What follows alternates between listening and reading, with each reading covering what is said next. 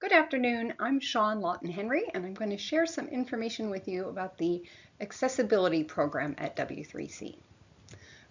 First, I want to talk about harmonizing global standards, primarily around W3C's Web Content Accessibility Guidelines, WCAG, which we pronounce WCAG. We're pleased to share that WCAG is now an ISO standard. It's ISO IEC 40500.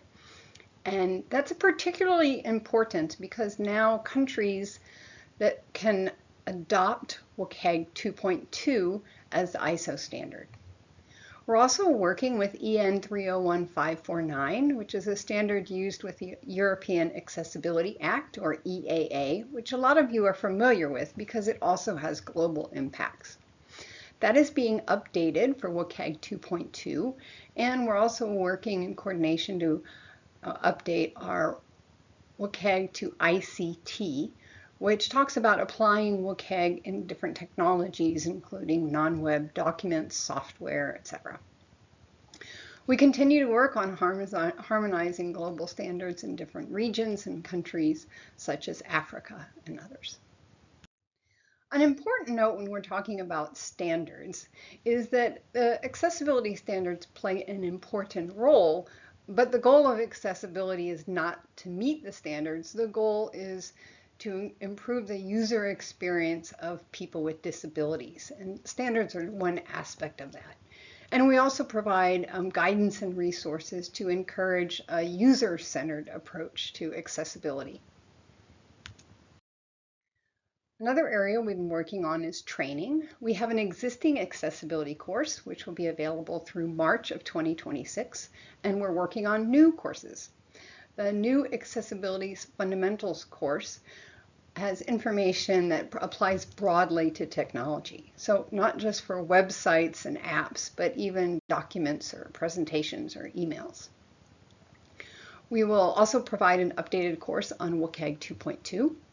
And we're exploring potentially other courses, such as evaluating accessibility, and some mini courses on specific topics. We continue our work on translating accessibility resources.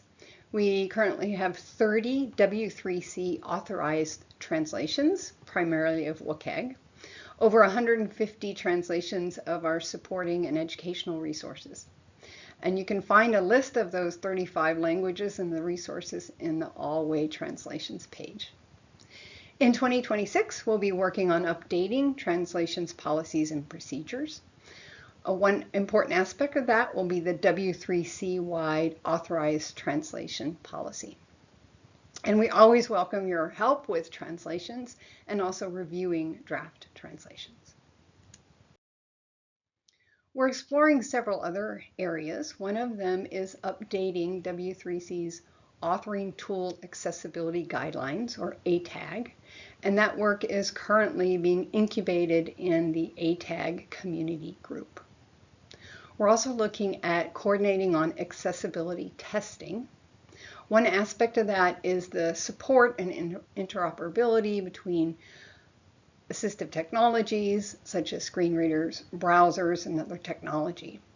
And we want to work on coming together to document that well so that it will, number one, encourage improvements, and number two, will provide information for developers and designers.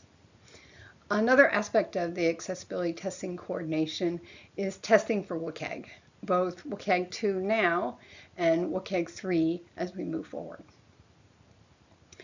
There's several accessibility community groups, or CGs, that are doing a lot of great work that is feeding into the working groups and the resources that we provide on the W3C website, such as ARM, which is the Accessibility Roles and Responsibilities Matrix that helps organizations implement accessibility. Great, so now I'm going to turn it over to Kevin White, and he'll tell you about the working group work and close up with some ways that you can contribute to accessibility at W3C.